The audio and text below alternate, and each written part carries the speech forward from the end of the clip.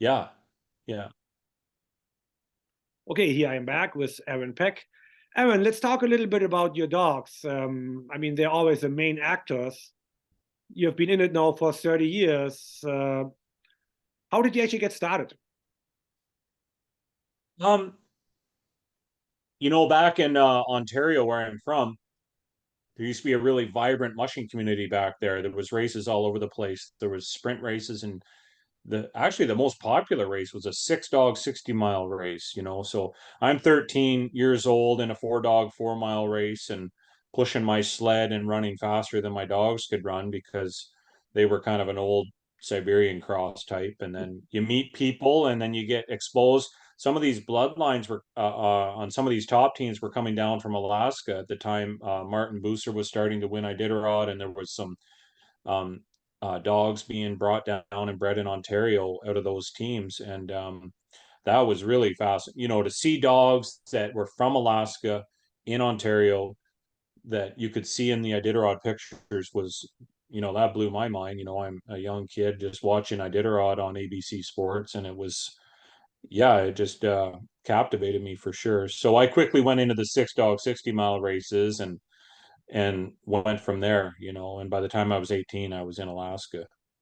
So You worked with Martin Buser in Alaska?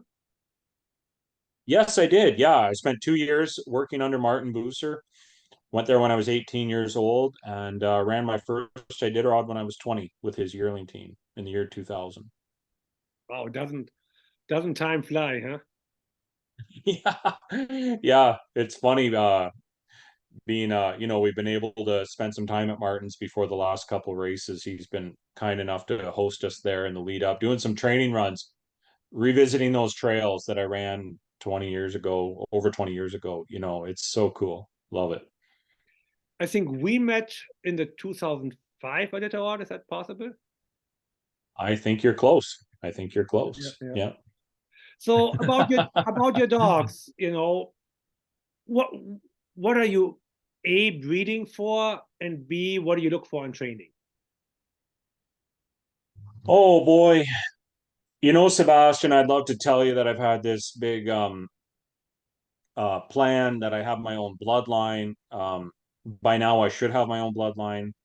I guess there is a little bit of a thread in there I could say is kind of my own bloodline. Some of those dogs from the Wyoming stage stop that I was successful with, they're kind of a blend of a Martin Booser line cross with a Reddington Sprint line, um, and some Saunderson Husky mixed in.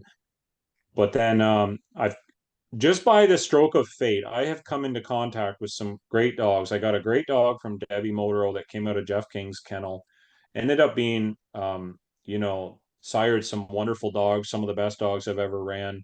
So it's kind of that King lines, which so many of the top mushers have gotten bloodlines out of Jeff King's yard.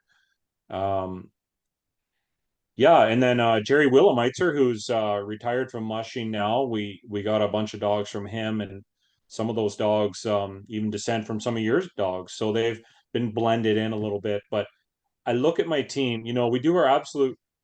We've had a couple accidental breedings at certain times, and it's like we do our best to prevent that from ever happening. But like they have been my best dogs. I don't know. I look at my leaders, and it's like, wait, you're an accident, and there's my lead dog, and I've got some brothers running lead and they weren't planned. And yeah, so every time I've had big plans to do some proper breedings and some accidental breedings have gotten in the way, and that's what we work with. And so unfortunately, that isn't the best story to tell, but it's how it's gone for me. Well, I can relate to that. I mean, I never really had a breeding program per se, neither. And those dogs, which I used to call the skunks, it was an accidental breeding between Grisman and skunk, and same thing ended up being some of the best dogs. So I don't Yeah, think it's that uncommon of a story. And right. yeah, no, that's pretty cool. So now, when you're getting into training, how do you pick your dogs in the fall time actually to enter your fall training, and then once time comes closer, how do you select who you're actually going to bring up to Whitehorse?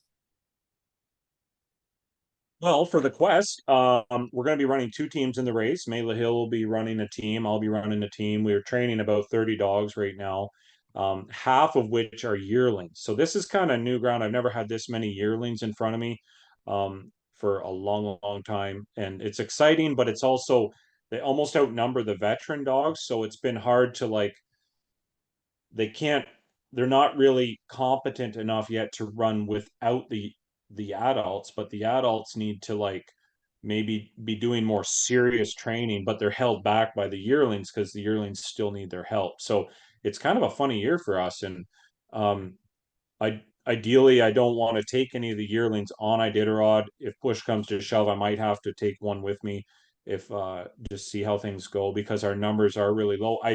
I barely have 14 veterans for Iditarod at this point. I trust most all of them to make the starting line, but it's going to be so we're basically dividing our veterans in half, and each team will be equal because if I stack one team, the other team won't have the best chance at having a successful run. So we're going to just make it a camping trip and move on up the trail and give them lots of rest in the beginning and make the most of it. If things, if they start really excelling near the end, we might cut some rest and try to finish strong that way. But my veteran team for Iditarod will really have an easier go of it. They won't be we won't be racing the veterans up towards the front this year. And for it'd be fun to go do that, but I gotta like build up these young dogs for their future and get them up the trail.